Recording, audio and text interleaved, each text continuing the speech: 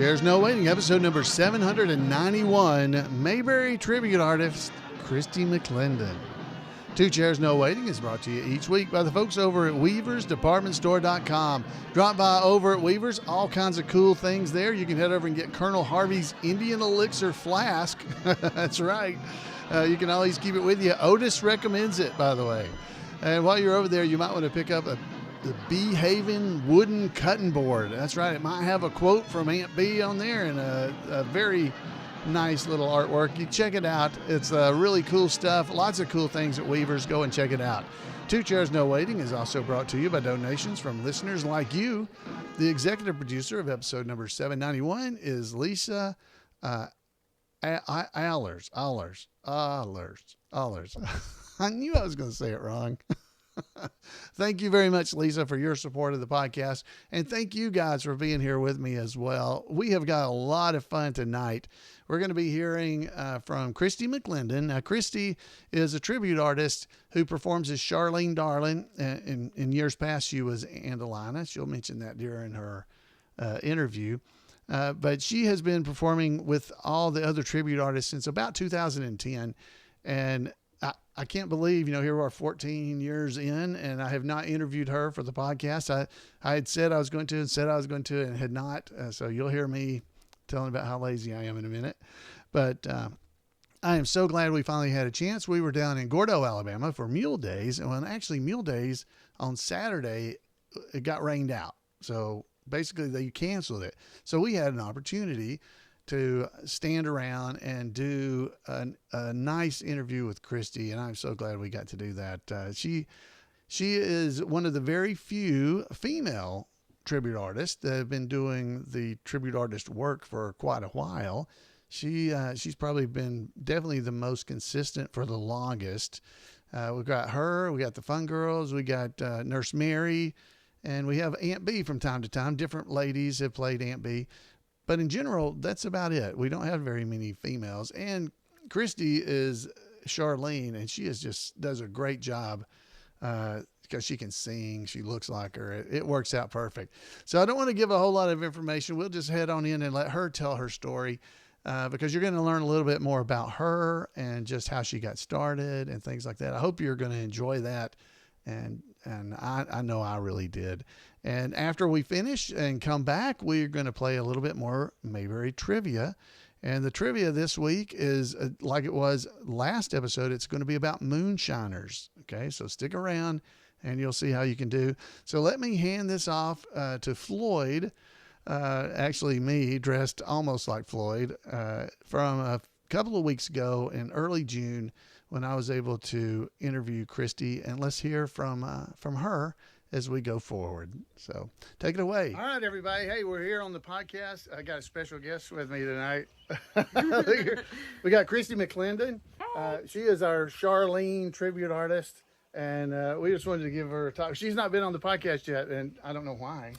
I know. I've just been terrible. I haven't gotten her on here yet. So tell everybody a little about who you are and how you got started. Christy McLendon, and I actually met all these wild and crazy people when we were on the Mayberry cruise. It was mine and Mike's, one of our wedding anniversaries, and my birthday around the same time, and so that was the cruise we booked, and we met Sharon and Wayne first. Mike saw Wayne dressed like Elvis, and he loves Elvis, so he kept going on, and we kept looking in our stateroom in the evening, where's this Elvis show? Why can't we find this Elvis guy? And he ran across him again, and that's when we found out y'all were on the Mayberry cruise, and we were on the what now?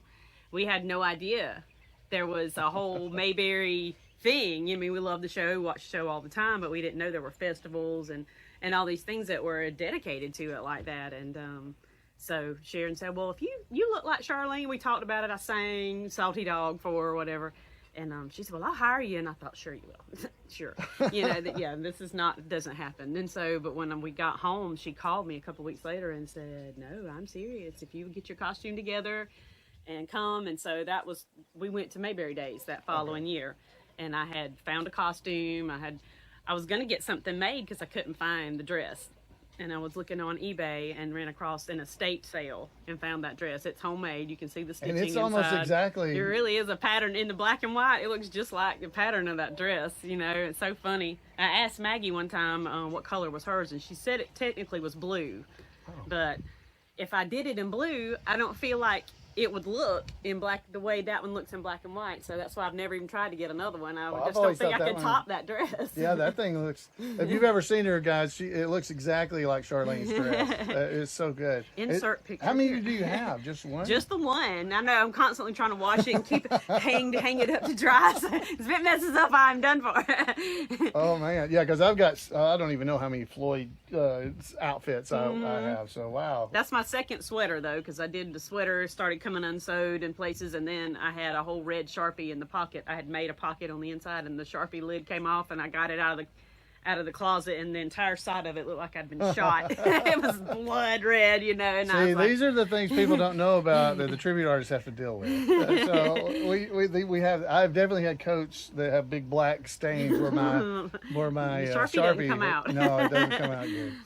But yeah, so it looked like So Mayberry Days was your first. So you were on the cruise, and then the cruise is in November time frame, and then you went to Mayberry Days in September the next year. That was my first time, and met everybody else that wasn't on the cruise, and I didn't go in character. I didn't want to just show up and like force my way in, and there was somebody else doing Charlene too, Wendy Crow, who does a fantastic. What is that? Oh, there's animals. There's peacocks behind us back here if you're hearing a sound. So she was doing it, but she wasn't with the group. She and another guy were kind of separate in their own entity unto themselves. And so... she and Chris Mundy. Yeah. He did Ernest T. Bass, right. And they did a great job. But as I started going and met everybody, and then going on the cruise, friendships were made. And so then I started being invited to more and more festivals and getting in with you guys and all. So, yeah, it was great. Yeah, so how many years ago was that? You went and met? Let's see.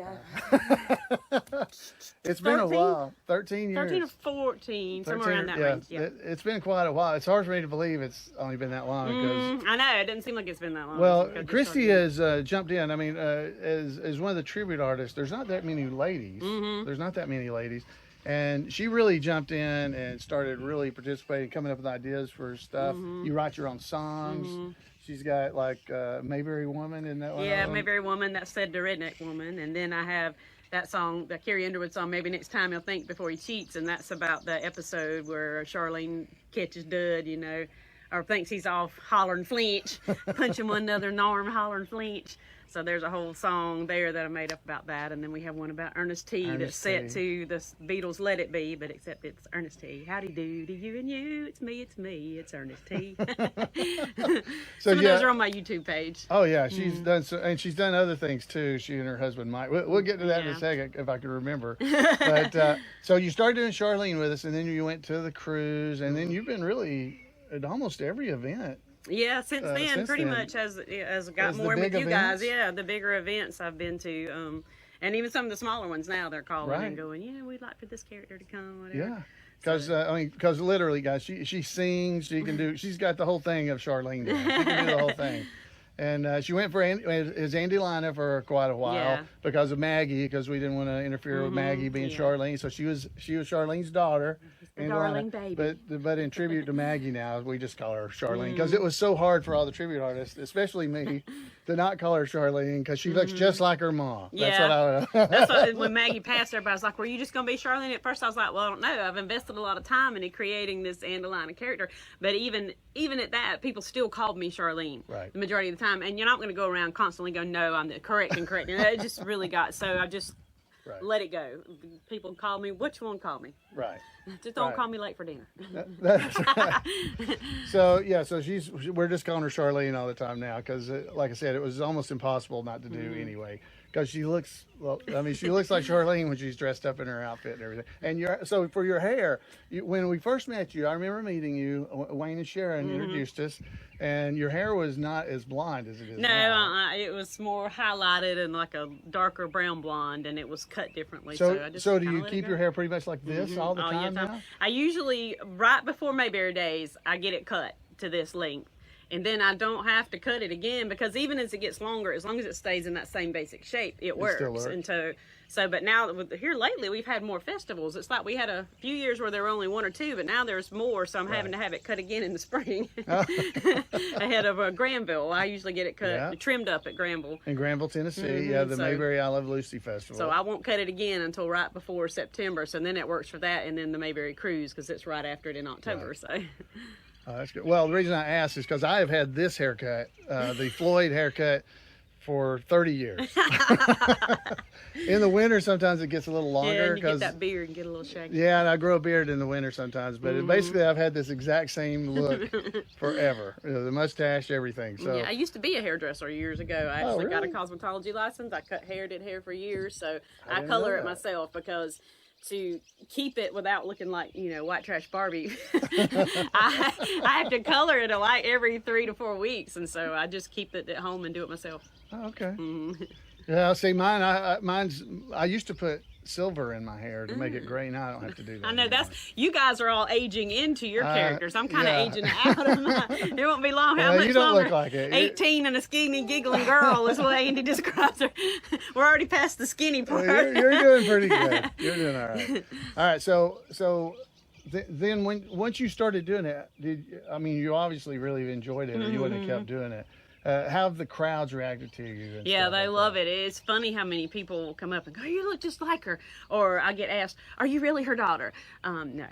Were you really the baby that was on that show? I get that one a lot. People think that I was, and I'm like, how old? I mean, I know I'm getting up there, but that would put me to be what? That was an infant. How old's the show now? 60? Well, yeah, but that was later season, so it'd be near 60. 50, I guess it 50, is within 55, the realm of possibility, 60. but yeah. The funniest story was when we did Westminster, and Maggie was there at her table selling her merchandise, and a lady bought her picture, walked over to me and said, "Here, will you autograph this?" And I said, "Oh no, I will not." And she just looked at me, and I said, "No, ma'am." I said, "That's her. That the lady in the picture is her." And she just, I think she thought I was being rude, that I wouldn't sign it, and she just could not understand that wasn't me. I don't think she was, I think there may have been some issues there, but, I was like, "No, ma'am, I'm certainly not sign Maggie Peterson's picture when Maggie Peterson is standing right there, most especially, you don't do that." But she finally walked away just like shaking her head that I wouldn't sign, because she just knew that was me in that picture. Well, that's good. See, that just shows how much you pull off the character. Yeah, yeah. So that's good, but I agree with you. I wouldn't have signed it. No. I would not have done that. Let's see. Is there anything? Oh. So you were in the Mayberry Man movie, by the way, and she's multiple characters in the Mayberry Man movie. Yeah, due to COVID, I got, because we're supposed to just basically do the Lydia, the character, no, Josephine Pike. Josephine Pike. And then I did do Charlene, but it was just like a little throwaway scene, just one little shot in the background. And so that, at but the then Darling's cabin. They're at the Darling's cabin during the montage. The little montage, yeah. So then with COVID, and since they decided to go ahead with filming because they just felt like they couldn't wait anymore, that put a lot of the stars that had committed to not coming, and Dixie was one of the ones that said she just couldn't come. So Dixie Griffith, she's talking about Dixie Griffith, little name drop there. I think we need to my friend Dixie. Dixie does one of the fun girls at Mayberry events. I think everybody on this podcast would know this, but she's Dixie Griffith, Andy's daughter, has been doing that for a long time now, and for the first several years she never even told anybody, or we didn't tell who she was. Right, nobody knew that was really her. And so people were getting to interact with Andy Griffith's daughter for years before it ever got out that it was actually her. So she was supposed to have been the fun girl in the movie, and you ended up playing. Yeah, Michelle called me and said Dixie can't come. Before she even finished, I said, "Do you want me to be the fun girl?" "Yes, I would love to do the fun girl." Because Skippy is the one, we had done that on the cruise. Tammy Sullivan was Daphne, and I did Skippy, and we did that on the cruise. On the cruise, we have a little more freedom with coming up with our own show, doing whatever we want to do. And we're kind of waterlocked at that point. So whoever's on the cruise gets to do a lot of stuff. They got to see us. That's right. So she and I had done that skit, so I love doing that character, Daphne. That's more in my personality to do that particular character. And so I was very excited to get to do it. And that led to a lot more scenes than I would have been in. Right. Because they were all in the movie, weaving in and out little background things. So that was really fun. So you were 3 characters. 3, Well, and then myself. And then you're myself. At the end, you're singing Happy Birthday to Chris at the end. That's me throwing a little bit of harmony. She's the one you can hear actually singing during that shot, because I can hear her every time singing there. So so that was a lot of fun. I mean, I really enjoy being in Mayberry. Man, I was so glad you got to be in there and do so much stuff. And like I said, she's a bunch of characters in the movie. I'm really just me in the movie, so it's not much. But then you, I don't know if it was from that or just you said during COVID maybe that you started doing like background extra stuff and other, because she lives in Georgia, so you're I'm about an close to hour Atlanta. from Savannah, 45 minutes from 45 to an hour from Savannah, and about right under 3 hours to Atlanta. So you've been in several things as either Just background, basically. Just background mostly. So as the movies open back up, my job is insurance billing. That's what I do. And so the hospitals don't close. They didn't close during COVID. But we need to be able to get those claims out to keep the hospital running. So they transitioned our job to at home.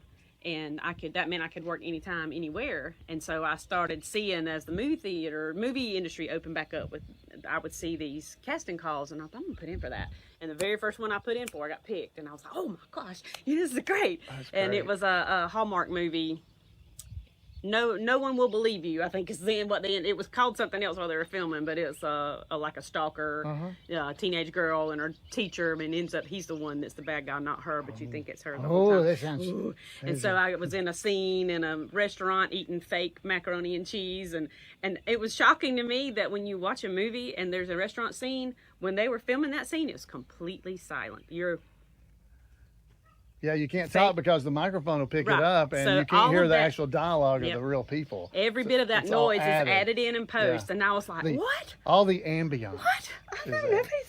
Some of it they're pretending to talk, and you can see me the whole time in the background, and I'm eating that cold macaroni and cheese because I wanted it to look real, and it didn't taste really that bad. But and then there was a scene where the girl's trying to get into like Juilliard, and so I ended up they picked me and two other people out of the crowd that had been selected for the day to also be a judge. So the camera comes like right in front of my face. So you got a good shot. Yeah, got a good shot of that. You know. So from that, she got addicted. Yeah, yeah. I was like, yes. And she's been in a lot of things. Is that which one's the one that you might be spotted the best? Stranger Things. You can see me. Stranger Things. I may have heard of that show. It's this past season, the season 4, I guess. I'm on an airplane with Winona Ryder and the guy that plays Murray. I can't think of his name. Oh, that's right. They go right by the window. You can see it. Yeah, so they're outside the airplane window. It was in a movie. It was in a studio, and it was just that part of the plane, and they pulled it apart and did all these different things with it, and all the. I mean, so cool watching how they put it all together. You know? I remember seeing that. Yeah, as they pull Winona Ryder says something like, "Buckle up, it's gonna be a bumpy ride," and the camera goes away from the window and does forward, and I'm right there, and you can see me like I'm asleep, you know. But so be watching for her on those. Yeah. Let's see. I just saw one the other day that I filmed like 2 years ago, and I finally saw it was on Amazon. The Re-Education of Molly Singer.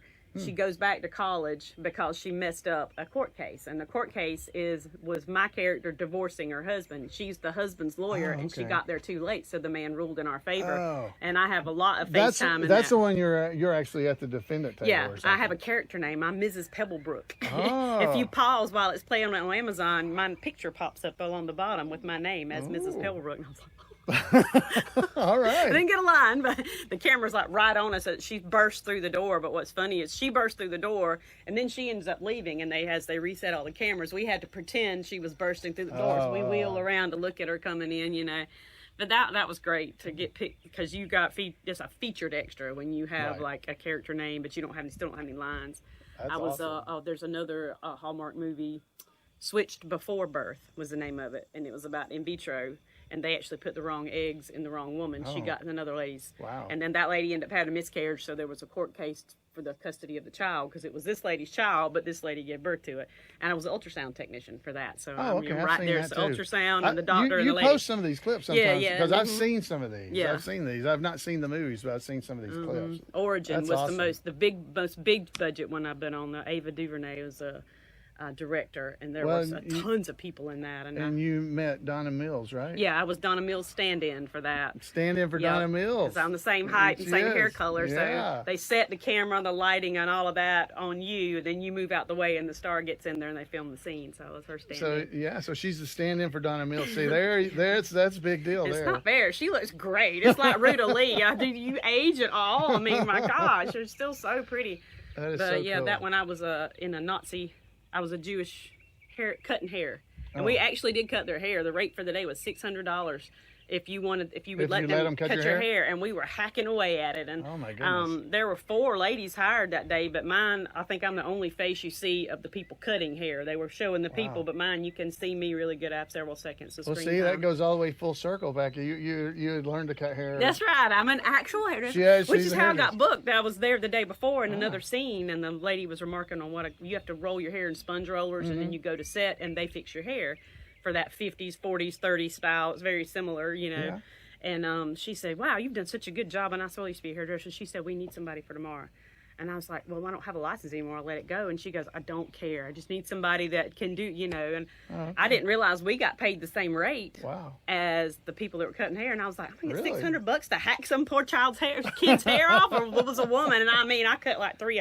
I was just grabbing it and just hacking away at it. See, that's what I do too. I do the same thing. I just hack the hair off. I learned to cut on cats, So. I do the baldest cats in the country. That's right. So with all the Andy Griffith Show stuff, I know you're a big fan when we first met you. She didn't have to study up on Charlene. She already knew all I already this knew stuff. Most of her lines because those were my favorite characters. Them and Ernest T. I just loved all the Ernest T. parts. And so have over the years you've been doing this now, have you gotten, I guess, do you watch it more, or do you just watch it about the same as you always Probably have? the same, because it's on all the time. It is on all the time. And we generally do still watch it every day. I think it's from 5 to 7 it comes on in our area. 5 to 6. 5 to 6. I don't remember if it's 1 hour or 2 hours that we watch them every day. Right. And it's like all of us, the first 2 seconds, oh, this is the one. You know exactly what it's about. And I'm sitting there saying my favorite lines and just laughing my head off like I'm an idiot. My kids did not pick it up from me, but my son Matthew was in the Army. Right. And so one of the times he was home, I said, I know you don't, because he would roll his eyes. No, I didn't. I said, no, yeah. So I pulled up Ernest T. Bass joins the Army and played that scene, and he was laughing. He thought that was just the funniest thing, but as soon as it was over, out the door he went and wasn't watching it anymore. But he did agree that was really, really funny, and he really liked that one scene, Well, we try to raise them right, and what do you do? There's nothing you can do. So is there anything else you'd want to tell everybody about yourself before we get out of here? The other thing I do a lot of is musical theater. So, oh, that's right. So I just got cast in, it's at the Everett Center for the Arts in Statesboro as the Baroness Bombburst in Chitty Chitty Bang Bang. Oh, that movie always scared me. I don't like that guy that smells children. I don't hate like children. That guy. I don't like that guy that catches children. The child catcher, yep. Man, as a kid, I used to be scared to death. I would go to bed after that and be afraid he's under the bed or something. He scared me. I got to be Frau Blucher in Young Frankenstein. Oh, really? That was a lot of fun. And I was Glenda the Good Witch, and we did Wizard of Oz. I can see that. It's funny to see the comparison from Glenda to Frau Blucher. And we did Mary Poppins, and that's a Mayberry tie-in. Because who were you in that? I was the housekeeper, Mrs. Brill, okay. And that was the lady that was Barney's piano teacher, Mrs. Poultice. Miss Poultice. Miss Poultice played Mrs. Brill in the movie, and then I got to be Mrs. Brill when we did. So I was like, oh, my little Mayberry tie-in. Yeah, she's my voice teacher. Yeah, lady teaches me voice. Yeah, so. Well, that's awesome. Yeah, so if you're ever in the Georgia area, look. Southeastern Georgia area. Statesboro is where mostly. Yeah, because she's always in plays. I mean, every 3 months or so, she's in another play. Cause if they'll have me, I'm going to try it out. They might not want me, but I'm going to be there. If it wasn't quite so far, I'd be down there. 'Cause I'd love to see these. So it is so good. I'm so glad we finally got you to be on here. I'm lazy and don't take time to try to pull people in because it's easier for me to sit down and start talking than just to have people. But it's always great to have guests like you. And I want to thank you just personally as Floyd. You make my life easier when you're with us at an event. And folks, I know you guys enjoy it. So reach out and tell her how much you enjoy her. So Christy, thanks for being here with us. Thank you for having me. Thanks, you guys. I'll hand it back to Alan in the studio now. Bye. Oh, man. So folks in our chat room are saying Christy just never got over her shyness is her problem. I hope you guys enjoyed that. I really enjoy getting to talk with Christy. She does a lot of work trying to come up with ideas and things to entertain the crowds there at Mayberry events, including those songs that she was talking about. She's always got ideas, and her husband Mike, I should not neglect Mike. He jumps in often and fills in as well. So it is always good to have them. Great fun to be around them, and I really just can't thank them enough. And that's true of all the tribute artists. The tribute artists are an amazing group of people. So when you're at one of these Mayberry events, go up and say, hey, thanks for being here. Thanks for making us smile. Because in general, they're doing it for that. That is their payment, is you smiling and laughing, because they do this because they really just love the show and love being there to entertain and make people happy. And it's so fun. So, wow, Christy has done so many things. We are very lucky to get her into the Mayberry group. So, all right, guys, make sure you let her know what you think about this. You can see her this week if you're going to be around this week as I record. This weekend, the 21st and 22nd and 23rd of June 2024, we'll be in Scottsburg, Indiana for Mayberry Comes to Scottsburg. So come and check us out. Check the Mayberry event calendar on imayberry.com. If you missed that one, look and see what other events are coming up near you that you might be able to join in with us. All right, guys, let's start thinking about some trivia. You ready for trivia?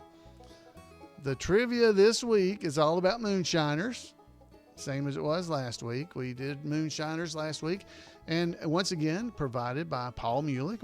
I want to thank Paul for taking the time to come up with these trivia questions. Now, some of these are kind of hard. Some of them are pretty easy. I don't know. We'll see how this week's are. But if you are ready, let's try the trivia contest, the trivia questions. We've got 5 questions. One of them is worth 2 points. All right. So question number 1. Are you ready? Question number 1. What moonshiner was Andy compelled to lock up on Christmas Eve? What moonshiner was Andy compelled to lock up on Christmas Eve? All right. If you think you know the answer, you can put it out there. I will give you a hint. It should be pretty easy, though. It's Christmas Eve, so it's from the episode Christmas Story. There's only one Christmas episode, so I don't know how good a hint that is. All right, final read, and then we'll give you the answer. What moonshiner was Andy compelled to lock up on Christmas Eve? By Ben Weaver, by the way. The answer, Sam Muggins. Sam Muggins was who it was. So that's question 1. It's worth 1 point. Did you get it right? Some of the folks in the chat room got it. So talking about the chat room, if you guys would like to be a part of the chat room, you can join us on Monday nights at 8 p.m. Eastern Time at live.2chairsnowaiting.com, and you can join in and try to play along live. All right, question number 2.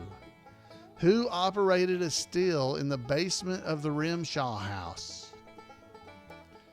Who operated a still in the basement of the Rimshaw house? Okay.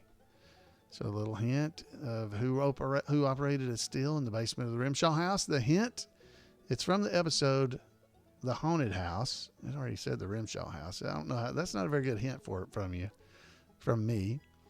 All right. So the answer, who operated a still in the basement of the old Rimshaw house? The answer is Big Jack Anderson. Big Jack Anderson. He was the one running the still down in the basement of Rimshaw's place. All right. Question number 3. This one is worth 2 points. It's worth 2 points. Are you ready? How long was Rafe Hollister jailed for moonshining? And where did he operate his still? So you get 1 point for the first part, 1 point for the second. How long was Rafe Hollister jailed for moonshining? And where did he operate his still? Where was his still located? All right, those are the 2 questions. You get 1 point for each part. It's 2 separate questions, really. How long was Rafe Hollister jailed for moonshining? Okay, so the episode, by the way, is Rafe Hollister Sings, if that's helpful. So how long was Rafe Hollister jailed for moonshining, and where did he operate his still? So here's the first part. How long was he jailed for moonshining, Rafe? He was jailed for 10 days. So I saw a lot of folks in the chat room are getting that. Not seeing too many get the second part, which is where did Rafe operate his still? The answer is Willow Creek Road. At Willow Creek Road. Ooh, how did you do? Did you do on that one? Willow Creek Road. Some folks were trying to say Hawks Point. Well, that was not Rafe. That was Ben Sewell. Same actor. That was in last week's questions, by the way. All right, so how did you get that one? All right, that was worth 2 points. 1, 2, 3, 4. Question number 4. Who operated a still at Furnace Creek? Who operated a still at Furnace Creek? Now, these are all about moonshiners. So if you're not doing good on these questions, it's probably because you don't drink. Maybe that's why. You just don't drink, so you don't pay attention to where the moonshiners are. That's my that's my theory. So if you're not doing good, there's you an out. There's you an out. You're not doing good. Who operated a still at Furnace Creek? Okay, so that's an episode. The episode is Alcohol and Old Lace. Alcohol and Old Lace. And the answer is, who operated a still at Furnace Creek? Oh, Cody Sloan in our chat room got it right. Rube Sloan. So yeah, if you're missing these, maybe you're too sober. That's what, that's the question. Okay. And our final question for the day, number 5. Who offered Barney a drink from a jug, telling him it was just mulberry squeezins? Who offered Barney a drink from a jug, telling him it was just mulberry squeezins? All right. Oh, so you're getting close in the chat room. Some of them are getting close. I'm going to give you the name of the episode. It was The Darling Baby. Who offered Barney a drink from a jug, telling him it was just mulberry squeezins? The answer is the Darling Boys. Yeah, folks in the chat room got it right. It was just mulberry squeezins. Just mulberry squeezins. So the boys wouldn't have said that, right? That would have had to been Briscoe that said it. But it was the boys offering him the drink. All right. Just mulberry squeezins. All right. So there's your final question. Final question there. So how did you do? You had a possibility of six points. 6 points. But I don't know if too many people got them all. I know last week Otis was in the chat room, and he did really well, by the way. I think he said he got every one of them. I saw him. He was like, I got all of them, because that was actually Kenneth Junkin. But he is our Otis at Mayberry Events, and he did get all the answers for all the moonshiners. I thought that was kind of funny. So how did you do? Folks in our chat room are getting anywhere from 4 to 1. I'm sure people got 0 as well, but good job. If you got any, I think those are pretty difficult. They were not super easy questions. It just came right to mind. But I want to thank Paul again for taking the time to put together these questions for us. It's just kind of fun. I hope they're fun. They're fun for me. I hope they're fun for you. Folks, that is all I have for you this week, I do believe. And, yep, the music started, so it must be. I would love to hear from you. If you give me a call at 888-684-8415. Let me know what you think. Give Christy a shout out. If you haven't yet, and you watched the last couple of weeks of episodes with Cody, make sure you write in and tell everybody, or call in even better, and leave a voicemail about it. You can write in by emailing me at floyd@imayberry.com, or just head over to twochairsnowaiting.com. There's lots of different ways there. You can see how to contact us. We would love to hear from you. Folks, if you're going to be in Mayberry, comes to Scottsburg this weekend, come up and say hi to Floyd and say hi to all the tribute artists. We're looking forward to seeing you at that event, and we'll see you here on Two Chairs. Good night, everybody.